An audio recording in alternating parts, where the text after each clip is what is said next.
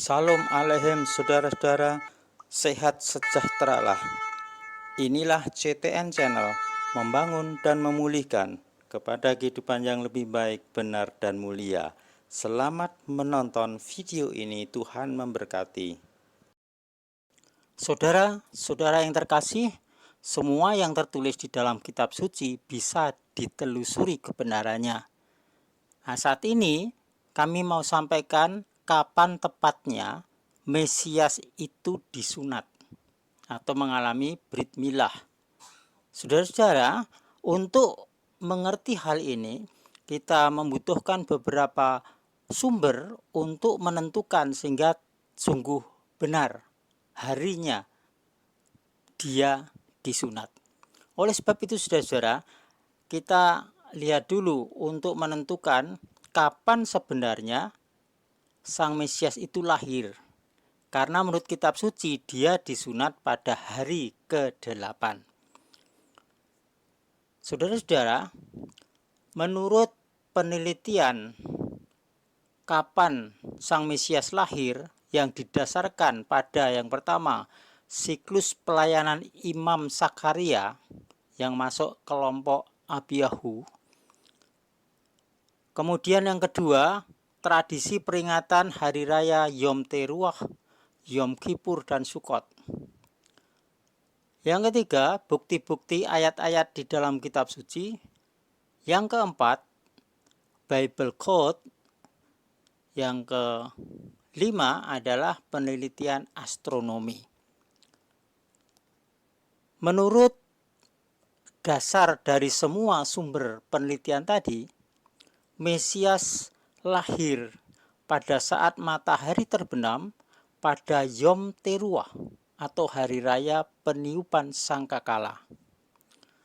Torah mengatakan kepada kita bahwa pada hari ke-9 bulan ke-7 Tisri ada hari raya pendamaian atau Yom Kippur yang dimulai pada saat petang.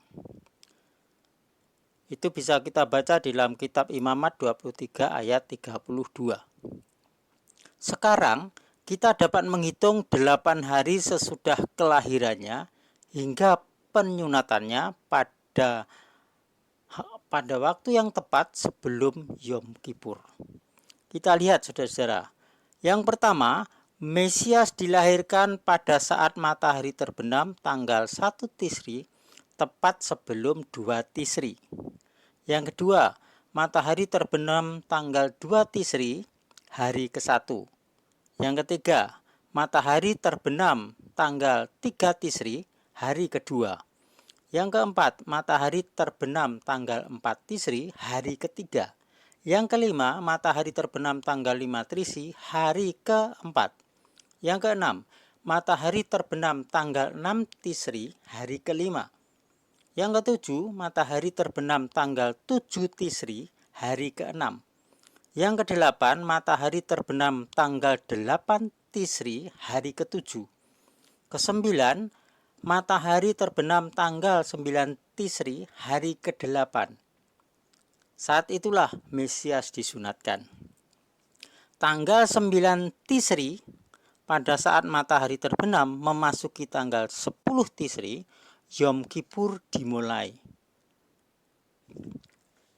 Sekarang saudara-saudara, menjadi masuk akal bahwa dia disunatkan menjelang hari raya Yom Kippur.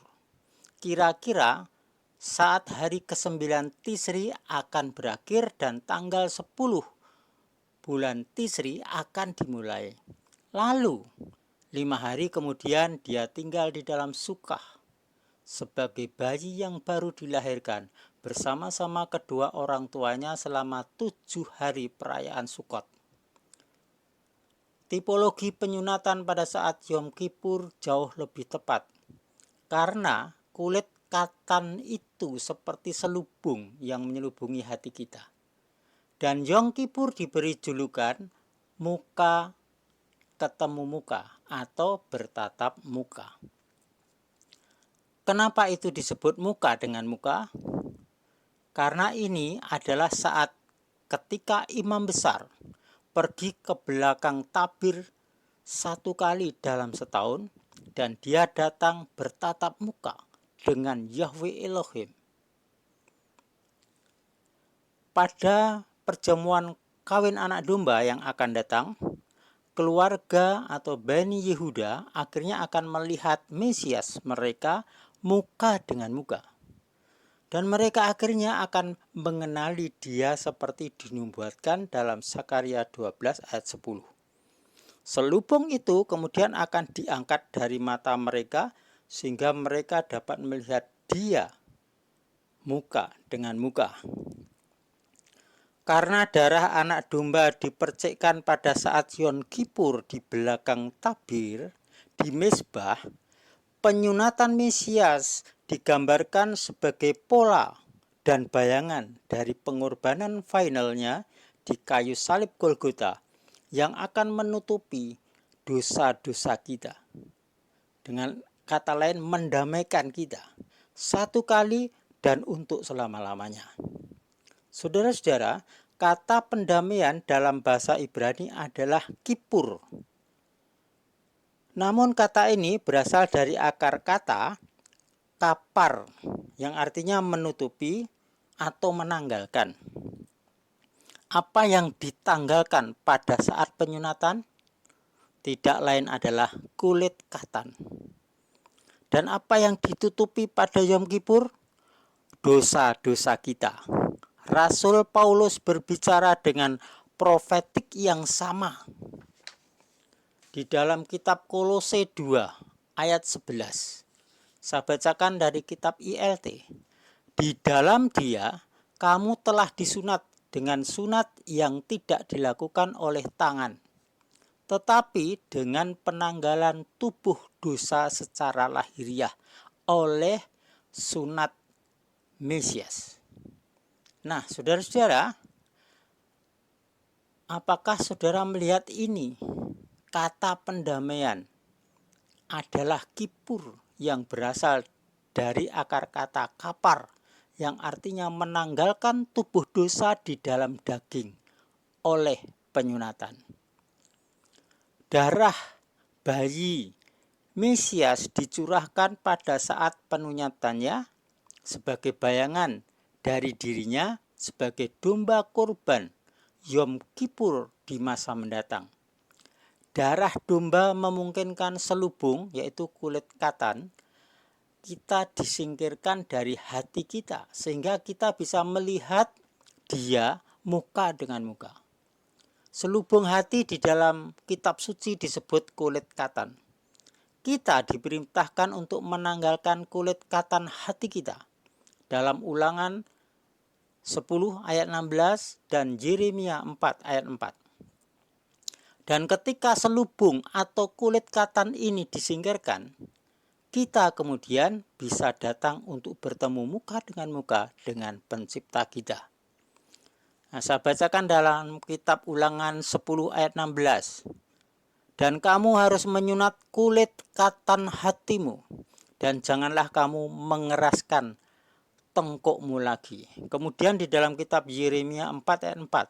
Sunatlah dirimu bagi Yahweh, dan buatlah kulit katam hatimu, hai orang-orang Yehuda, dan yang tinggal di Yerusalem, supaya murkaku tidak menyala seperti api dan membakar, dan tidak ada seorang pun yang dapat memadamkan oleh karena kejahatan perbuatanmu.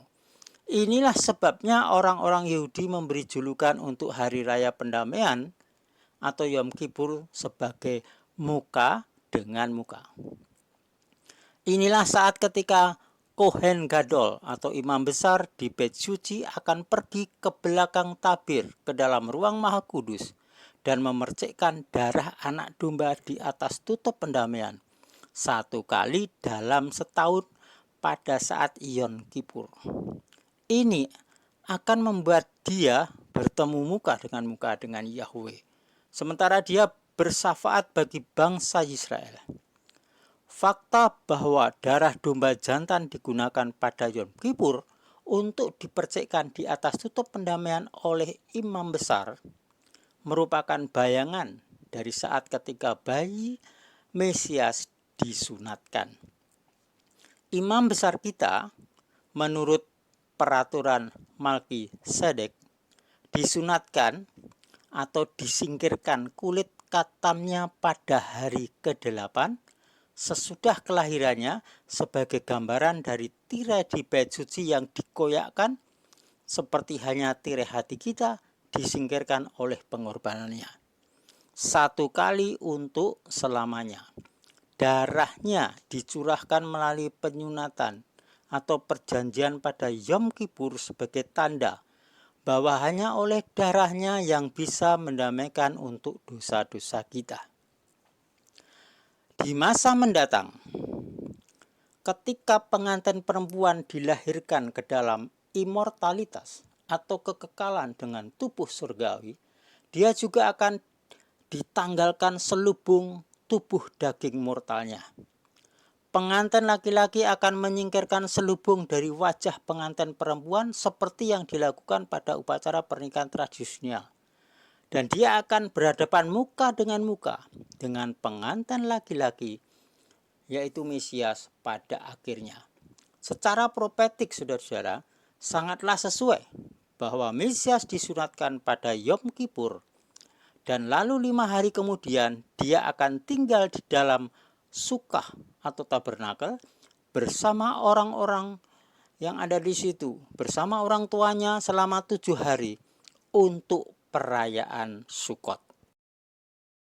Saudara-saudara, sangat jelaslah sekarang bahwa Mesias disunatkan pada hari ke-8 yang berarti tanggal 9 bulan Tisri tahun 3759 pendanggalan Israel atau Yahudi. Ini tepat menjelang Yom Kippur dimulai. Sungguh ini sangat cocok dengan makna terdalam dari Yom Kippur itu sendiri, yaitu pendamaian.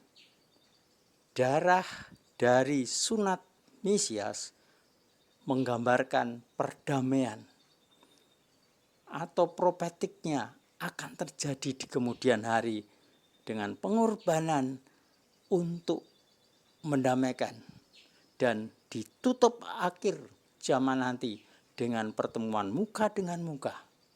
Inilah maknanya. Dan kalau penanggalan seperti yang kita punya, ya, menurut Gregorian itu jelas tanggal 20 September tahun 3 sebelum Masehi, Mesias disunat. Semua jelas, saudara? Haleluya. Nah, itulah saudara-saudara, kita mengerti bahwa ada hal yang luar biasa di sini. Dan hari raya Yom Kippur, saudara-saudara, itu sebenarnya akan digenapi secara sempurna pada saat Yesua atau Tuhan Juru Selamat kita menyatakan dirinya di awan-awan, di dalam awan-awan, sesuai Lukas 21 ayat 25 sampai 28. Di situ Tuhan memberitakan akan kedatangannya. Dia mengatakan bahwa akan terjadi perubahan pada matahari, bulan, dan bintang. Kemudian laut bergejolak, gelombang-gelombang yang sangat menakutkan. Di langit terjadi goncangan-goncangan sehingga manusia itu sangat ketakutan. Dan pada saat itulah akan ada tanda di awan-awan di atas. Anak manusia dengan kuasa kemuliaannya. Nah, saat itulah, saudara-saudara, terjadi seperti yang sudah saya katakan dalam video sebelumnya tentang hari kelahiran Mesias Yom Teruah. Pada sangka ke-7 ditiup malaikat Elohim, terjadilah satu hal yang sudah mati dalam Tuhan dibangkitkan dan diberi tubuh immortalitas atau kekekalan, tubuh surgawi. Demikian juga yang masih hidup dalam sekejap diubah dan diberi tubuh kemuliaan, tubuh surgawi. Dan mereka bersama-sama bertemu dengan Mesias dalam awan-awan itu. Dan saat itulah, saudara, Di dalam Lukas 21 ayat 28, ketika terjadi anak manusia dalam alam awan itu, Tuhan mengatakan apa? Penebusanmu sedang mendekat. Artinya apa, saudara? Kita yang ditebus dengan darah Yesua, yang sudah dibeli dengan darahnya, maka akan disempurnakan nanti ketika ketemu Tuhan dalam awan-awan. Dan saat itulah kita yang sudah diberi tubuh kemuliaan tadi, yang serupa dengan tubuh Sang Mesias yang ada saat itu, maka kita dapat melihat muka dengan muka. Saat itulah terjadi Yom Kippur yang sesungguhnya, pertemuan muka dengan muka. Dan saat itulah kita siap akan dibawa masuk Samaim atau surga, tempatnya Sang Mesias sudah menyiapkan kita. Dan itulah yang disebut penebusan yang sempurna. Dan saat itulah Yom Kippur yang terakhir, yang sempurna saat itu digenapi. Saudara bisa baca dalam Lukas 21, 25, 28, 1 Tesalonika 4 ayat 15 sampai 17, 1 Korintus 15 ayat 50 sampai 52 yang menjelaskan itu semua. Nah, kita saudara yang percaya kepada Mesias yang mati di salib, yang sudah dikuburkan, dan dalam 3 hari dia bangkit dari kematian dan hidup kekal dengan tubuh immortalitas, tubuh kemuliaan, tubuh surgawi. Kita pun sekarang yang setia sampai kesudahannya mengikut dia, maka kita punya pengharapan, punya tubuh seperti Tuhan itu. Nanti saatnya Yom Kippur yang sempurna, kita muka dengan muka, bertemu muka dengan muka. Itulah saudara-saudara keselamatan yang sesungguhnya, penebusan yang sesungguhnya. Oleh sebab itu mari saudara kita tetap setia di dalam Tuhan, setia dengan firman-Nya. Kalau kita hidup sekarang ini mengikuti tradisi-tradisi buatan manusia, mari berubah. Kita ikuti firman Tuhan yang benar, firman Elohim yang terus akan memperbarui kita. Kalau kita mau dengan rendah hati diubahkan, menerima kebenaran, dan mau diterangi Roh HaKodes. Saudara-saudara, diberkatilah saudara semua yang mendengarkan pengajaran ini. Saudara akan bertumbuh sebagai pohon yang tumbuh subur di tepi aliran sungai, yang akan menghasilkan buah yang lebat dan matang, tidak akan pernah layu, sebab engkau diberkati. Saudara-saudara, diberkatilah roh, tubuh, jiwamu, sehat, selamat, umur panjang, dalam nama Yesus HaMasiah. Amin. Haleluya.